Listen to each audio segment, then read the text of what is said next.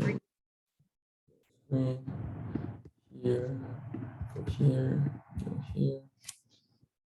This, okay, start. I'm Noah McDermott, and this is Forrest Shi, and our project is reinforcement learning and automated stock trading.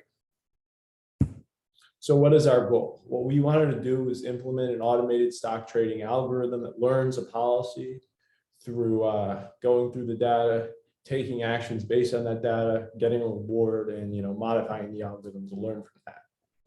And we want it to be more profitable than random naive strategies such as randomly buying and selling, following like moving averages, and of course just buying and holding. So why would you use reinforcement learning in this problem? One thing is that the stock market changes a lot and there's a lot of data every day. So it may be difficult to use supervised learning in an environment that changes so quickly. So that motivates us to use reinforcement learning. And it's very well set up for that kind of problem because the stock market's a very good environment for that. They have trading days, which can be used as states, actions such as buy and hold. And of course, it's very easy to model the rewards because you could either gain or lose money trading. So we simplified the problem a lot. We limited the universe to just a single stock. In this case, it's Google. And we only allowed 2 actions, 1 to buy and 0 to sell. And, if you already own the stock and you buy it, that's just, it keeps it the same. So basically you're holding or not holding the stock at any time. So we started out using an OpenAI environment. It's called AnyTraining, but we kind of made our own environment because we wanted to use custom reward functions and states and that kind of thing. As I said earlier, the actions still buy and sell. The states, we used a vector of the closing prices of the stock. We did use some transaction costs to mimic the real actions of the market.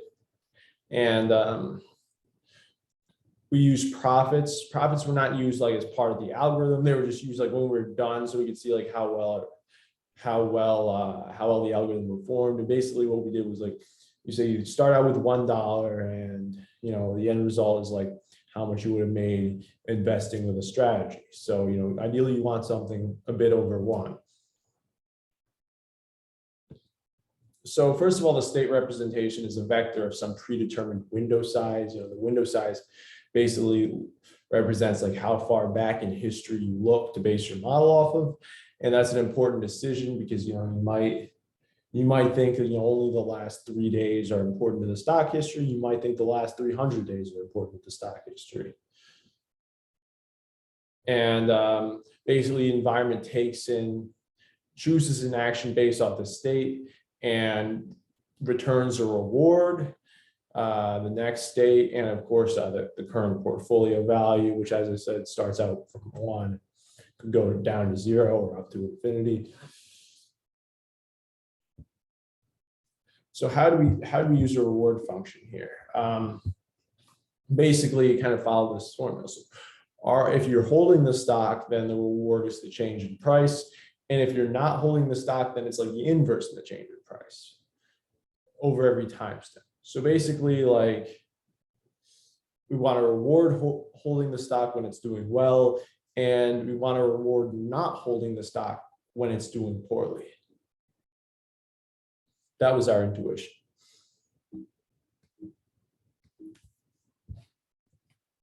Okay, so I'm going to talk about some of the previous works that we read from some of the papers.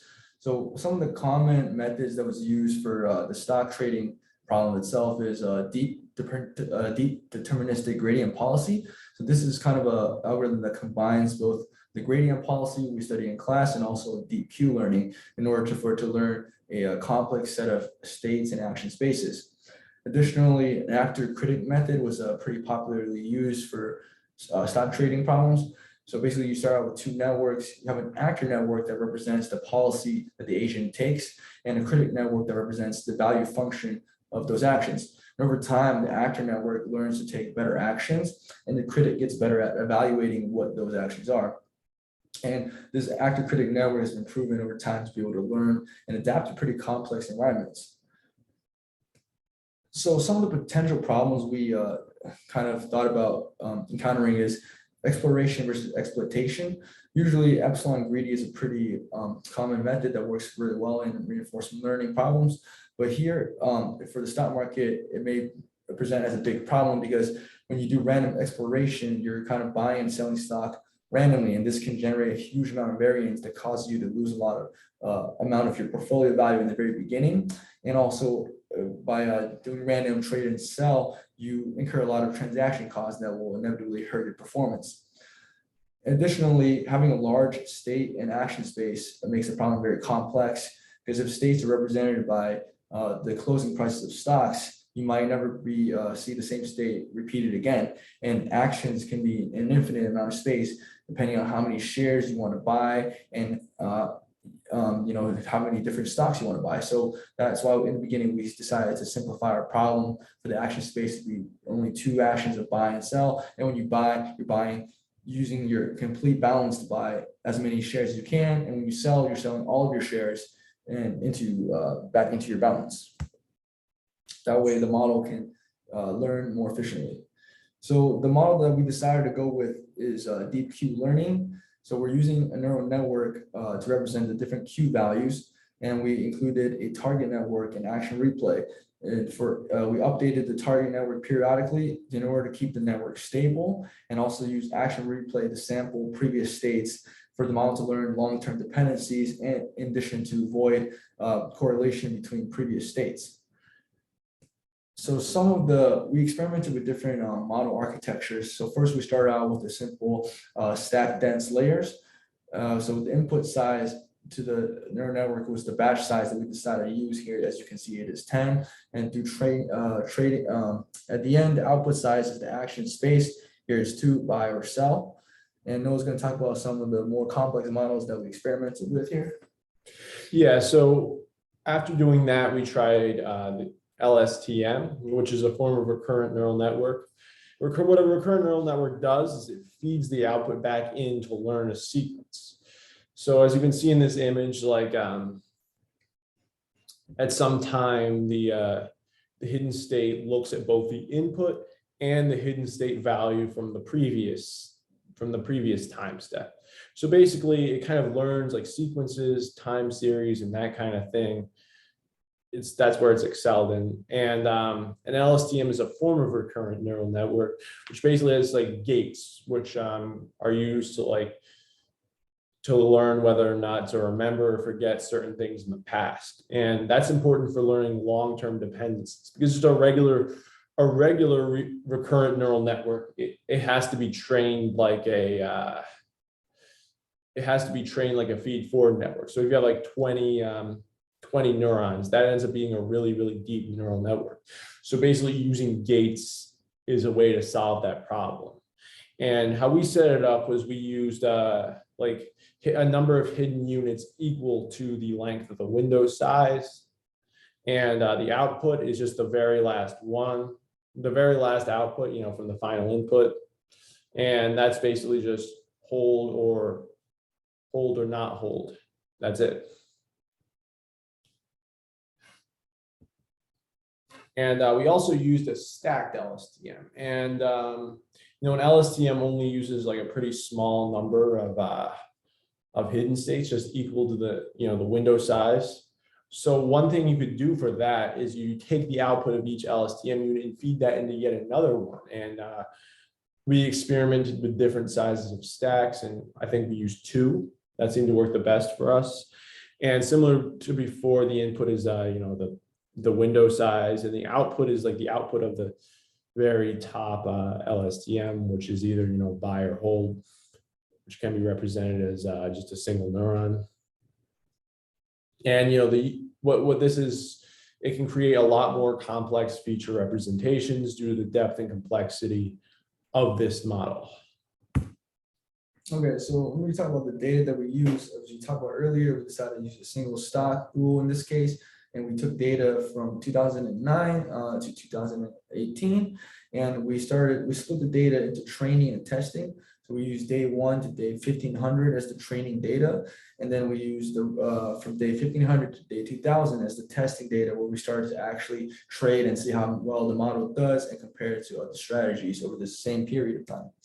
So as you can see, this is our training phase. So we started with an epsilon of 1, which means the model will randomly explore it first, and we rapidly decay it using the decay function right here, exponential decay. And we experimented with different variations of this function, and we found that this function worked the best because in order for the model to decay fast, it stops randomly exploring once it learns some weights, so as not to incur so much transaction costs and high variance. And we basically ran this model over various epochs until we achieved a desired reward. So here, as you can see, we have a reward of 184. And so we run this model over the new testing data. So here, the testing phase is from day 1500 to day 2000. So this is complete new stock data the model has never seen before. And we're setting the epsilon to 0. So we're saying no exploration. We're using the weights that we've learned from greedy exploration. And then as you can see, the model fits the data pretty well.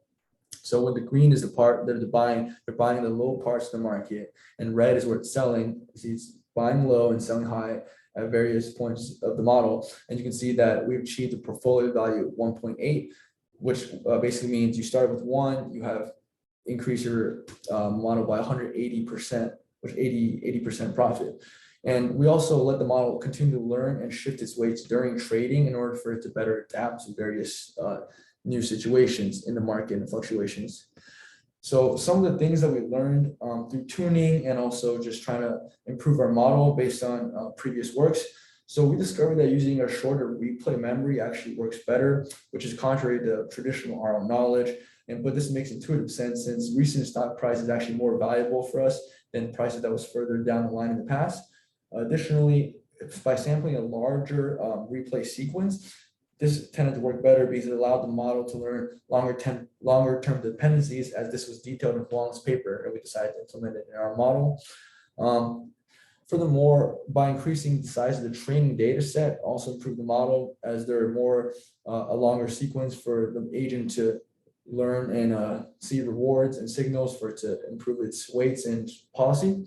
And in order to better exploit our trading data, like I said, we decided to continue to train the model and have it change its weights during the testing phase itself. So as the model will continue to adapt and better itself with the previous weights that it's learned in training for it to adapt to different evolving market dynamics. And what we actually discovered using the different neural network architecture is that when we started with simple networks, the model tend to learn a simple buy and hold strategy. And this just showed that this model worked pretty well in a stock market where the stock price, like Google, had an upward trend overall. But as we use more complex models, the models start to learn where the correct places to buy and sell to maximize the reward beyond a simple buy and hold strategy. And some of the best parameters we got from tuning is a window size of 10, a batch size of 10, and the epsilon decaying function we showed earlier, decaying every episode, basically every trading day. And we updated our target network every 50 days and used a max memory size of 100.